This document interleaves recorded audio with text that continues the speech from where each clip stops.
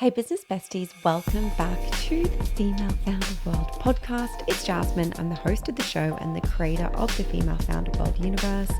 Before I jump into today's episode, I want to give you another podcast recommendation. This podcast is a new one that I came across. It's called Marketing ATM, and I have loved it. It's by two experienced founders, and it's all about marketing trends and insights. And if that's your world, I think you are going to absolutely love it. I'll put a link in the show notes or search Marketing ATM wherever you listen to pods. Today we have a solo episode on the pod. It's just me, and I'm talking you through something that we've been thinking about a lot in the Female Founder World team recently and chatting about all the time. It is Instagram. And I know that sounds like, oh, yeah, Jasmine, we know all about Instagram, obviously. No. I feel like we have really shifted to focusing on TikTok, which we absolutely love. TikTok, it is an amazing channel that has democratized entrepreneurship and audience building for so many people.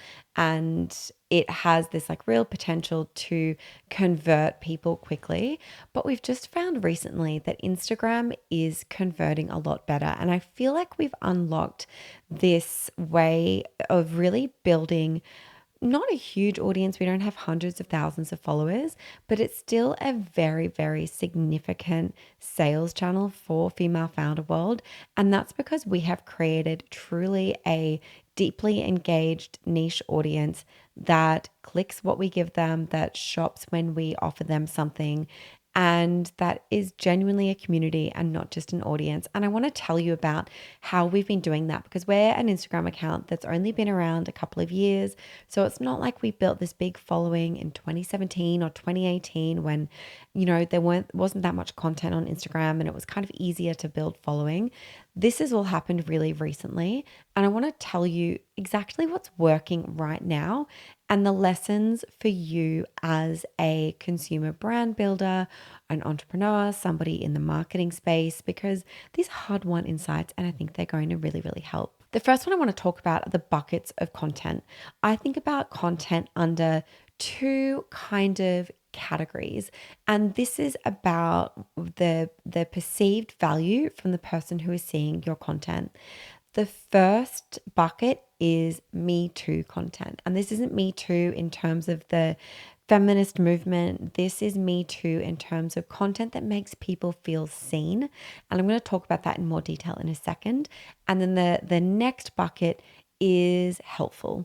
It makes people think, helpful, thank you. And that is another kind of way that we organize and the lens that we want to create our content through. And I'll talk about that and give some examples in a second as well. But first of all, Me Too. It's kind of your emotional entry point to connect with people. What you can do is sit down and write out a bunch of different things, attributes, interests that are very specific to your target customer or your audience. And we did this in a Google document during a Zoom call with our team, and we just wrote down all of these things. So, for example, for the Female Founder World community, for you guys, you're probably working from different cafes and different places all the time. You might not have a dedicated office. A lot of you will, but a lot of you won't. You'll be going between co-working spaces, cafes, working from home. You also are likely somebody who is mostly bootstrapped. We do have a bunch of people on the pod and in our community who are venture backed, but the majority of folks in our community are building businesses that are profitable. And that is a very unique experience in the world. And there are obviously lots of other things as well, but that's an example of the kind of experiences, maybe the point of view that a lot of people that are our target audience, our target customer, that they hold. And then once you have this idea about kind of like what is the through line about the personality traits, the experiences, the worldview and the opinion of the people you want to reach and connect with, then you can create this other column in your table or, this other page in your document, which is content ideas based on that. So for example, we create some content that's gone quite viral that is specifically about trying to get your brand into independent stores, about working from cafes, funny stuff that is just not even funny, just so niche that when somebody sees it, they're like, this is so specific to my personal experience and they are going to like it, but they're probably also going to share it with somebody who is there. We call them business besties, but somebody else who they know has that similar experience as well, just to be like, it's a way to trade intimacy on the internet. You're kind of sharing someone and being like, oh, this is us. And we've all done it. And it's something that's really hard to quantify. But as a content creator and a brand creating content on the internet, that's kind of the way that you should think about it to do that. And truly, that is the way that you create content that is going to perform really well all the time. That's one of the ways to kind of build trust and build connection with these people. But then you also have to just like establish yourself as somebody who is adding a lot of value, particularly in our space. Female Founder World is not the only community for business owners, but we have a really clear point of view about this very specific kind of entrepreneur who has just been left out of the conversation. Our businesses are not getting profiled in Business Insider and TechCrunch. We are probably not raising millions of dollars. Like, the big conversation for us isn't, oh, how do we get more venture capital funding? No, it's how do we retain most of the equity in our company? How do we take an idea and create something that we love out into the world? And we want to add value for those people as well. And we do that a lot through carousel posts. These perform really well. And I think about something that is a very specific niche question that somebody in our community will have. That question might be, how do I slide into an influencer or a celebrity's DMs? Because I'm not paying for an agency. I'm not paying $10,000 a month to work with a big PR agency. I want to do this myself or with my small team. How do I do that? And so we'll create an Instagram carousel about that. We have our own way of kind of harvesting the expertise from across the community to make sure that is excellent, excellent quality content. And if you think it's good, you need to go one step further. You are competing not just with other people in your category, you're competing on Instagram with world-class, professional, full-time media companies and content creators who are spending their entire days literally thinking, how do I make this piece of content go viral? So nothing can be an afterthought. If you've got that gut feeling of like, oh, this isn't quite there, do not post it. Keep working on it until you are sure that that piece of content is adding so much value. When you're creating these Instagram carousel posts, I want you to forget about this really beautiful post. Yes, it needs to like align with your brand and all those things, but the number one thing truly is, have you used an image that will stop people from scrolling? And is the text big enough for people to read on your carousel? And not just read, but to skim. Like, they are spending seconds and then they're saving it or sending it to someone. So you want to make sure that that is really, really clear. Go and have a look at the Female Founder World Instagram. You'll see that our carousels perform really, really well. And that's because we prioritize these things, adding value, so much value to a very, very specific person, and making sure that it is a thumb stopping, scroll stopping image and a great headline in large text. And it sounds like really simplistic, but so many people aren't doing this. And you're kind of, if you work with a graphic designer to create templates for Instagram, they're always going to come back with a lot of white space and small font that you can't read. And I work with graphic designers all the time. We love them, but I'm constantly going back to them and saying, you need bigger font. You need bigger font. It needs to be clear. This isn't your website where you have an opportunity for lots of storytelling. You need to grab people in a fraction of a second, and you need to make it easy for them to know what it is that you're trying to tell them, and a real no-brainer. Okay, business besties, let's switch gears for a second. Real quick, I want to talk to you about this season's presenting sponsor, Vistaprint. They are sponsoring this entire season of the Female Founder World podcast, and we love a supportive sponsor. So much so that we're actually working with Vistaprint ourselves to create the merch and all of those beautiful event perks that you know and love from our in real life Female Founder World events. If you haven't heard of Vistaprint, here's what you need to know. Vistaprint helps all kinds of business owners print all kinds of marketing products like super professional business cards, fun merch, eye-catching flyers and brochures, and a whole bunch more. And it's all completely custom, so you can do whatever you want. Whatever you're imagining right now, Vistaprint can print it. And if you're wondering if you're ready to be a designer girly, their easy to use website makes it super simple. Plus, they have designers on hand to help you if you really need it. Right now, Vistaprint is giving all Female Founder World podcast listeners a little something, 25% off your first order at vistaprint.com. Use the code FFW25 at checkout and step up your branding game. We put a link in the show notes if you want to learn more. Then there are some things that you should be doing to optimize your content. And the first thing is optimizing to share on direct message. And we are finding that increasingly Instagram is becoming a more kind of like private messaging space. We're not seeing as much conversation in the comments as maybe 5 years ago, but we're seeing that people are sharing and having these private conversations about our Instagram content in their DMs. And the way that you do this is, of course, creating that Me Too kind of content, those buckets, and creating the educational content that makes people think helpful. Thank you. But it's also about explicitly telling people to share your content. You'd be surprised how well this does. With an Instagram carousel, a save is also something that is a really intuitive action. So we often will just say right at the beginning, save this or share this with X. What person would somebody share this with? And it's not spammy. It's not, explicitly asking for that. It's just a reminder. It makes people think, yeah, actually, so-and-so would love this. Or like, actually, yes, I do want to revisit this later or send it to my team or whatever it is. So explicitly call that out and ask for it and really, really optimize for that direct message as your ultimate engagement metric. So as an example, we dropped a video a little while ago with Lindsay Carter. You heard her on the podcast. She's the founder of this incredible activewear brand called Set Active. And from that podcast interview, we created a bunch of clips.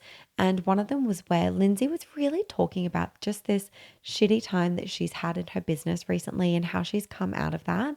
And that conversation has already had nearly 100,000 views across our platform. And that's because people are sharing it. They're sharing it with people who they know are having a hard time in their business. They're sharing it with people that they're having these conversations privately with.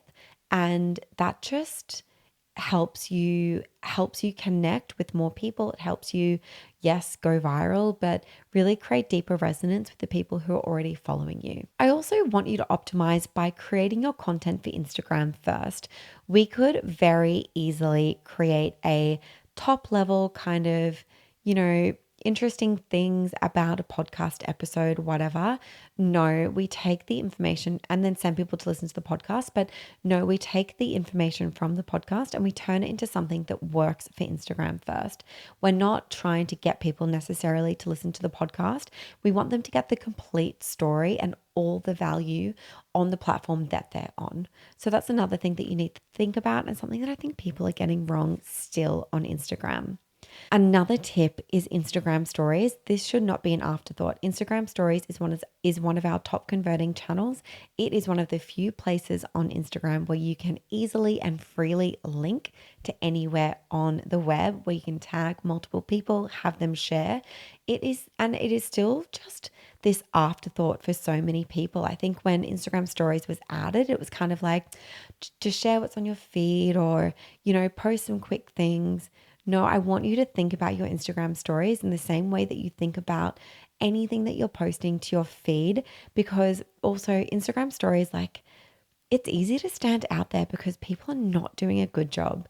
And if the user behavior for a lot of people, it truly is swiping through their Instagram stories because they are accounts that they already like, that they already trust. And so you can just continue this deep conversation with people who have already discovered you through your feed and if you just pay attention to that channel, I think that there is a huge opportunity there that a lot of people are missing and really disregarding. So don't sleep on Instagram stories. Think of it in the same way that you think about any of your other kind of in feed channels like reels or still images or carousels. There is just so much value there. Another point I want to bring up is collab posts. Too many of you are sleeping on collaboration posts on Instagram. These are just the most incredible way to tap another person's community, whether it is co-creating content with them, finding people who have bigger audiences and might want your type of expertise on their channels. I want you to really be going out and intentionally finding these distribution partners for your Instagram content and collaborating with them. It is a very simple feature. When you post on Instagram, instead of tagging someone, you invite them to collaborate. They accept it and then it's shared to both of your followers. This has been something that we've done that's helped us rack up over 11 million views on Instagram in the last year. And it's because we've really figured it out. We've identified some great collaboration partners and it's really helping with our reach. And so I definitely recommend that you do that. It doesn't necessarily have to be somewhere with a huge audience or, a huge following. It could be somewhere or someone that has a really engaged following, but make sure you're thinking when you create the content, who could be a distribution partner for this specific piece of content or for a series of content, and then go out there and reach those people. And I actually cannot believe that I'm giving away all of this stuff because this has been really hard-won knowledge. And so please, if you're enjoying this, I'm actually getting a bit nervous about giving away all of this advice. Can you please drop a review of the podcast if you're enjoying it? And maybe I'll tell you about our newsletter strategy next. I have one last super actionable recommendation for you, and that is to sign up for a tool called ManyChat, or kind of hack your way to replicate its process yourself manually. And I'll tell you how now. So ManyChat is a tool. You can use it on app, you can use it on desktop. I find it way easier to use it on the computer, but it does work on an app too. And it's essentially you've seen people use it. So when a lot of educators, course creators, content creators, when they ask you to comment a keyword to send you a free download or course or RSVP to a webinar or something like that, if they ask you to comment on a post with that, they're probably using ManyChat to then automatically send you a direct message with the link to enter your email address and get whatever that thing is that they've promised you. This is such a good feature. If you want to sign up for ManyChat, it's not super expensive. I think it's like $20 a month, but you can of course test this yourself without figuring out the platform. You can simply manually send those DMs to people. But the reason why ManyChat is great is because you can enter people into a flow of DMs. So you can send a follow-up direct message. You can tag them in your email list according to what they downloaded through Instagram DM. It is an amazing automation tool that a lot of people in the CPG and consumer brand and product-based business space just aren't using. I don't know why that is, if it's just still within this course creator realm and they haven't moved into this new category yet, but I really recommend trying it out. And the use case where I think this would be super helpful for a lot of you is when you are launching a new product or launching a new brand and you're building your waitlist. I would create a very specific offer, something like 20% off for 24 hours when we drop this product. You'll be the first to hear about it. Plus, you'll get this discount that you can't get anywhere else. It's only for people on our waitlist. Comment waitlist and we'll direct message you the link to sign up.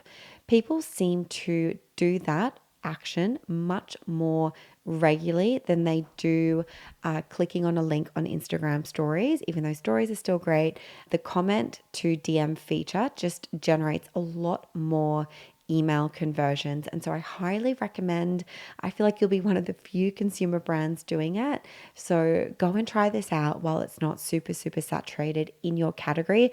It's such a powerful marketing tool, and God knows when Instagram is going to shut this down. I don't know. For now, it seems like they're all integrated. There are no issues.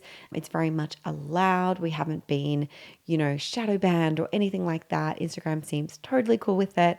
Go and do this now. Get the email addresses of the people that are following you, because you know how it goes. A little algorithm shift, losing access to your account, and all of a sudden, all of that hard work that you've done in building Instagram, you've lost that relationship with all of those people. So that's just a great way to make sure you're getting the email addresses and kind of moving people off the platform, or having another way to communicate with them, so that all of your ducks are in a row and you've got a wet weather plan in case something happens to your Instagram account. Okay, I hope you guys enjoyed the show. If you did, like I said, please leave us a review. If you share it on Instagram stories, tag at Female Founder World so we can repost this, or at Jasmine Garnsworthy, I will repost it and give you a little visibility as well to our super engaged community of folks on Instagram stories. Thanks everyone. Chat to you next week. I just wanted to jump in and end the show with a quick thank you and shout out to all of our paid Business Bestie subscribers. For $9 a month, Business Besties bypass literally years of networking by getting access to all of the people that you need to build your dream business. Besties get access to exclusive in-person meetups in cities all across the US, Australia, and the UK. You get access to our group chat and you get to bypass the waitlist. You also get invited to exclusive monthly group business coaching call sessions where you can speak to experts and founders and ask them all of those questions that you just can't Google. It's $9 a month. You can cancel anytime. Head to bestie.femalefounderworld.com or click the link in the show notes for more.